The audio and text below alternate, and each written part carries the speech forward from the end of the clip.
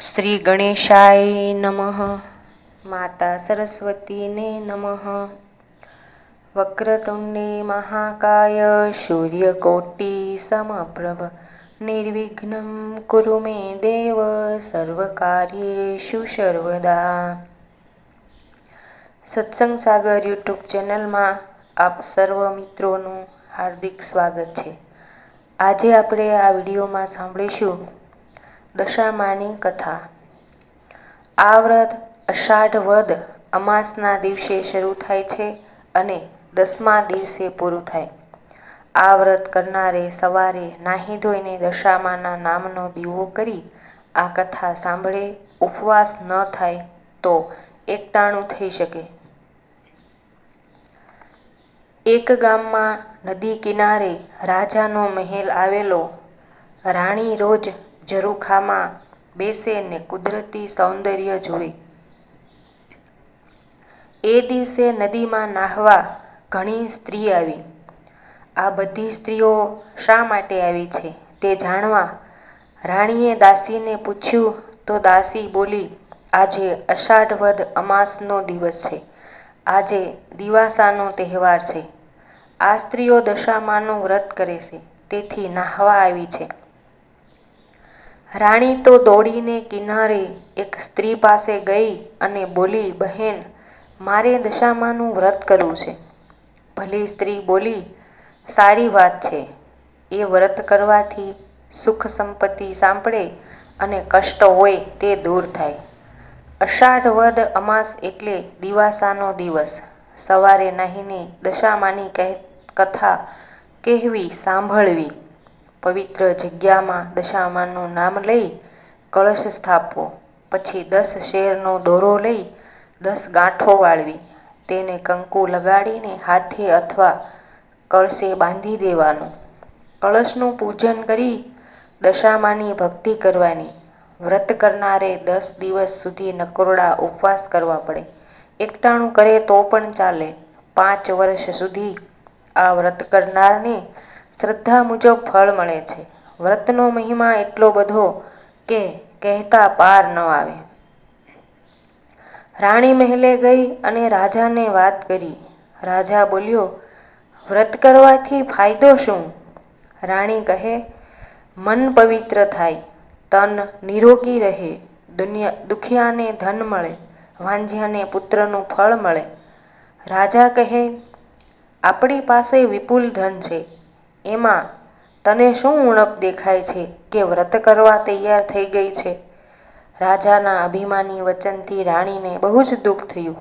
તેણે તો રાજા સાથે રીસામણા લીધા. આખો દિવસ ભૂખ્યા પેટે દશામાની ભક્તિ કર્યા કરી. રાજાએ દશામાની અવગણના કરી, તેથી દશામાના કોપથી રાજાનું રાજ્ય ખેદાન મેદાન થઈ ગયું. બાકી રહ્યું તે દુશ્મન રાજા રાજ્ય પર ચડી આવ્યો. એટલે રાજા રાણી 2 કુંવરોને લઈ પહેરે લુગડે ચાલી નીકળ્યા. થોડુંક ચાલ્યા બાદ રાજબાગ આવ્યો. તેમાં બધા વિશ્રાંતિ ખાવા બેઠા. તે બાગના લીલા ઝાડ ભળભળ સળગવા લાગ્યા.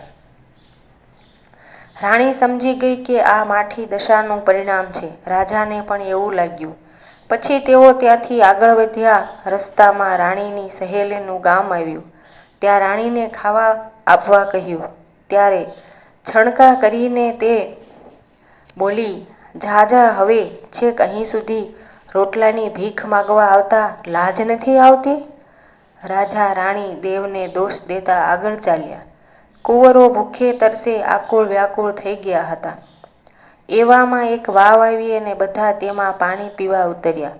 પરંતુ પગથિયા એવા લીસા હતા કે બંને કુંવરો લપસીને વાવના અથાગ જલમાં ડૂબી ગયા. રાજા રાણી રડવા લાગ્યા. તેમણે પોતાની દશાનો દોષ કાઢ્યો.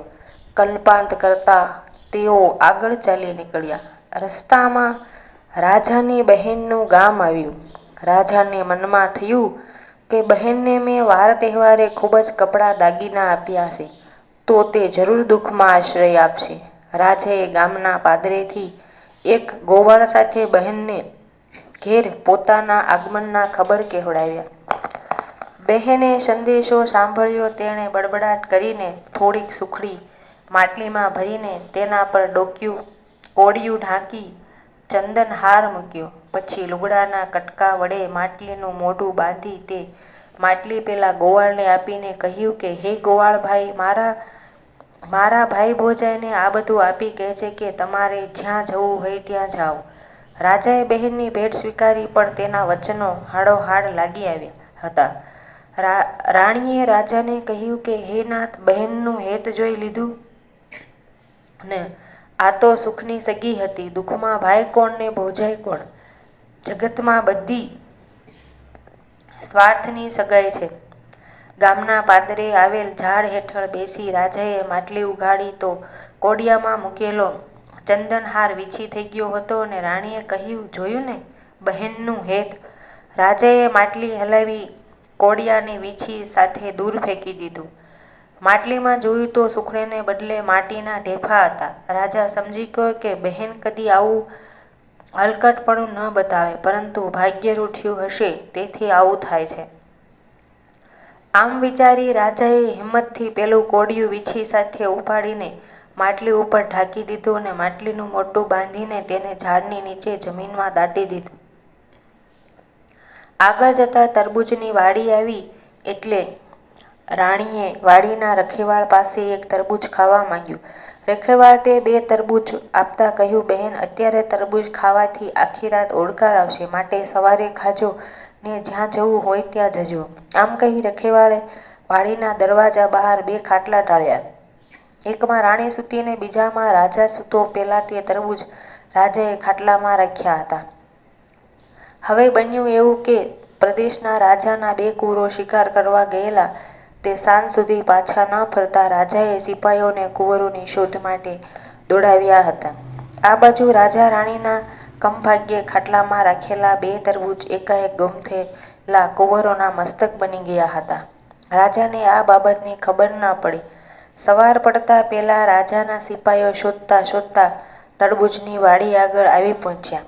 ત્યાં રાજાના ખાટલામાં ગુમ થયેલા કુંવરોના લોહીથી તરબોળ થયેલા મસ્તક જોઈ તેઓ સમજ્યા કે આ માણસે કુંવરોને મારી નાખ્યા છે. તેથી તેમણે રાજાને પકડી લીધો. આ ધમાલમાં રાણી જાગી ગઈ એટલે તેને પણ બંદીવાન બનાવી. બંનેને રાજા પાસે લઈ જઈ તરબૂચમાંથી બનેલા કુંવરોના મસ્તક બતાવી કહ્યું, મહારાજ, આ લોકોએ કુંવરોને મારી નાખ્યા છે. રાજાએ બંનેને કેદખાનામાં જુદી જુદી કોઠડીઓમાં પૂરી દીધા.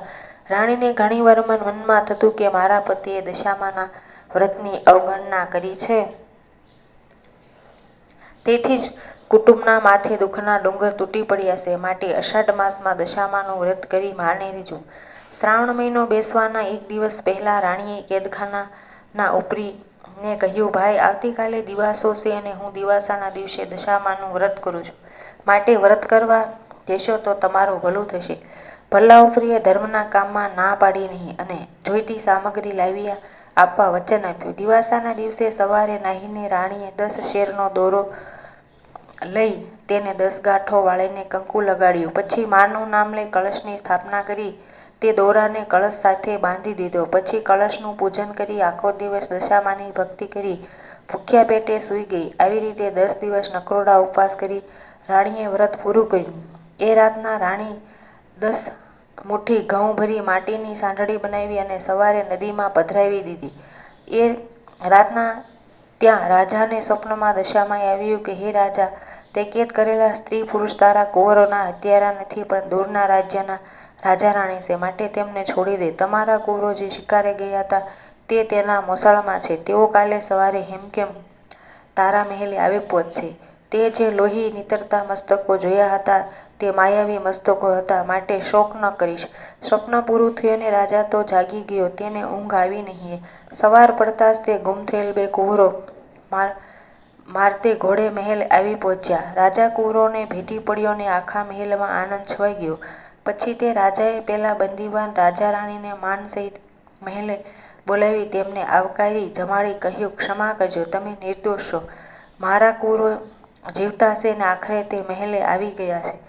મને લાગે છે કે કોઈ દેવીનો કોપ તમારા ઉપર ઉતર્યો છે, તેથી તમારી દુર્દશા થઈ છે. હવે દશા પલટાય છે. એવું લાગતા રાજા રાણી પોતાના પાછા પોતાના રાજ્ય તરફ નીકળી પડ્યા.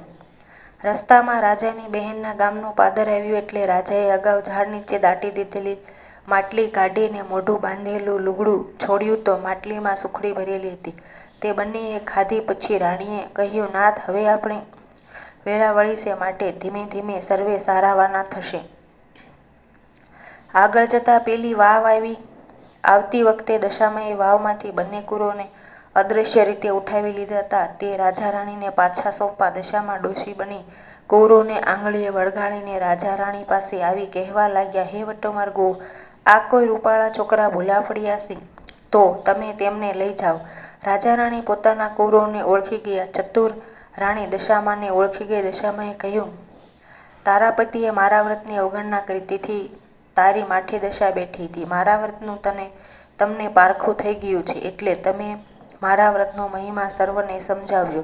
વ્રત કરનાર જરૂર સુખી થશે. રાજા રાણીને કુંવરોએ દશામાને નમન કર્યું અને તે આશીર્વાદ આપી અંતર્ધ્યાન થઈ ગયા. આગળ ચાલતા રાણીની સહેલીનું ગામ આવ્યું. તે સહેલીએ બધાને આવકાર આપ્યો અને થોડા દિવસે પોતાને ઘેર રોકાઈ જવા ભાવપૂર્વક કહ્યું. રાણી બોલી, બહેન, હવે અમારી દશા સુધરી ગઈ છે. ખરાબ દશા હતી ત્યારે મને ભિખારણ કહેતી હતી, માટે બહેન તારે ત્યાં અમે કંગાળ શોભીએ નહીં. ત્યાંથી નીકળી બધા રાજબાગ આગળ આવ્યા તો બાગમાં બધા ઝાડ સુકાઈ ગયેલા હતા. ઠેર ઠેર સુકાઈને ખરી પડેલા પાંદડાના ઢગલા પડ્યા હતા. પણ બધા બાગમાં દાખલ થયા તે સાથે જ બાગ લીલોછમ બની ગયો. આ જોઈ રાણીએ રાજાને કહ્યું, જોઈને આપણી દશા ફરી એટલે આપણે જ્યાં જઈએ છીએ ત્યાં વધાવી લેવામાં આવે છે. માળીએ આખા ગામમાં સમાચાર ફેલાવ્યા એટલે પ્રજામાં હર્ષ વ્યાપી ગયો. બધા આગળ આવ્યા.